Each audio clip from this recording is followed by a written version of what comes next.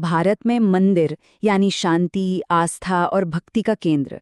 लेकिन कभी सोचा है कि इन पवित्र दरवाजों के ठीक बाहर क्या होता है? जैसे ही आप बाहर कदम रखते हैं, एक बिल्कुल अलग ही दुनिया दिखती है। एक ऐसी दुनिया जहां आस्था से ज्यादा अराजकता का बोलबाला है। और यही सवाल है जो आज की हमारी इस पूरी पड़ताल के सेंटर में है। ये सोचने पर मजबूर कर देता है कि आखिर इन पवित्र जगहों के आसपास की असलियत हमारी उम्मीदों से इतनी अलग क्यों है। इस पूरी बात को, इसकी गहराई को समझने के लिए चलिए एक घटना से शुरुआत करते हैं। सीन है प्रयागराज का, मशहूर हनुमान मंदिर के ठीक बाहर का इलाका, जहां रोज हजारों श्रद्धालु आते हैं। माहौल में भक्ति होनी चाहिए, पर यहाँ कुछ और ही चल रहा था। अचानक भीड़ के बीच से एक कुत्ता तेजी से भागता हुआ दिखाई देता है और उसके मुंह में क्या है? एक खाना पकाने का बर्तन। एक बड़ा ही अजीब सा नजारा था जिसने सबका ध्यान खींचा। और फिर नजर पड़ती है उस पर, लगभग 12 साल की एक लड़की जो घबराई हुई उस कुत्ते के पीछे पीछे भाग रही है। उसकी आंखों में एक अजीब सी बेचैनी साफ झलक रही थी। भाग दौड़ में कुत्ते के मुंह से वो बर्तन छूट के जमीन पर गिर जाता है और उसके अंदर का सारा सामान सबके सामने बिखर गया। वो था उबला हुआ मांस। मंदिर के मेन गेट से सिर्फ 70 मीटर की दूरी पर, एक ऐसी जगह जहां ये सब कुछ पूरी तरह से बैन है। और पता है, ये छोटी सी घटना असल में एक बहुत बड़ी समस्या का प्रतीक है। तो ये सिर्फ एक कुत्ते और मांस की कहानी नहीं है।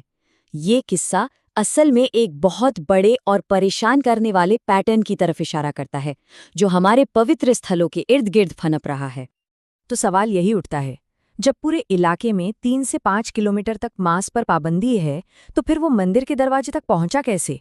मतलब साफ है, कहीं न कहीं नियम और व्यवस्था दोनों ही फेल हो रहे हैं। ये स्लाइड मुझे लगता है सब कुछ साफ कर देती है ना? दीवारों के अंदर शांति, पवित्रता, व्यवस्था, और दीवारों के ठीक बाहर अराजकता, टूटे नियम, असंवेदनशीलता। एक ही जगह पर ये दो अलग अलग दुनिया कैसे हो सकती हैं? यही वो विरोधाभास है जो इस समस्या की जड़ में है।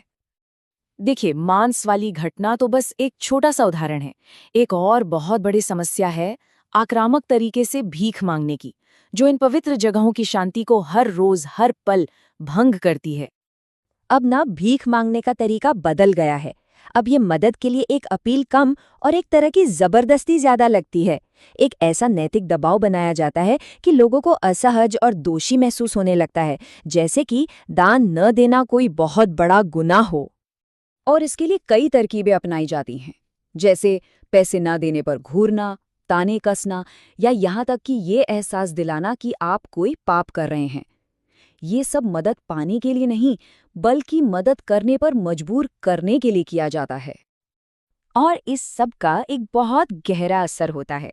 इसका असर सिर्फ बाहर नहीं होता, ये माहौल हमारे अंदर तक, हमारी सोच और हमारी भावनाओं को बदल कर रख देता है। ये एक लाइन मुझे लगता है इस पूरी समस्या की जड़ को पकड़ लेती है। जब कोई इंसान रोज रोज ऐसी नकारात्मकता और दबाव से घिरा रहता है, तो धीरे धीरे उसके अंदर की करुणा और संवेदना खत्म होने लगती है। और ये जो प्रोसेस है ना, ये कैसे होता है, जरा देखिए। सबसे पहले लोगों को आक्रामक मांगों का सामना करना पड़ता है। फिर दान देने का काम दिल से नहीं, बल्कि एक मजबूरी लगने लगता है। धीरे धीरे मन इस रोज के तनाव से बचने के लिए अपने चारों तरफ एक दीवार खड़ी कर लेता है, और आखिर में सहानुभूति की जगह उदासीनता ले लेती है। और नतीजा ये होता है कि लोगों का मंत्र बन जाता है, बस पूजा करो और निकलो, किसी से आंख मत मिलाओ, किसी मामले में मत पड़ो। ये एक बहुत ही दुखद हकीकत है जो समाज में बढ़ते अविश्वास और अलगाव को दिखाती है।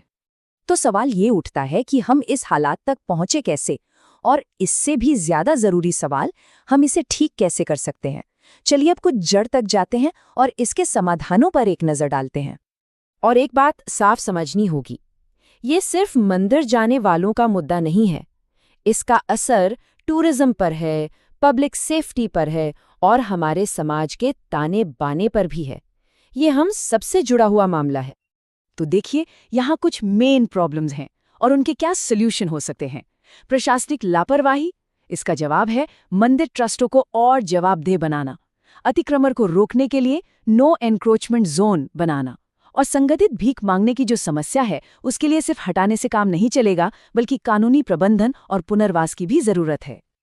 और आखिर में सबसे जरूरी बात यही है, असली चिंता ये नहीं है कि मंदिरों के बाहर क्या हो रहा है, असली चिंता ये है कि इस सबके कारण लोगों के दिलों के अंदर क्या मर रहा है, उनकी करुणा, उनकी आस्था, उनकी इंसानियत। ये एक ऐसी बात है जिस पर हम सभी को बहुत गंभीरता से सोचने की जरूरत है।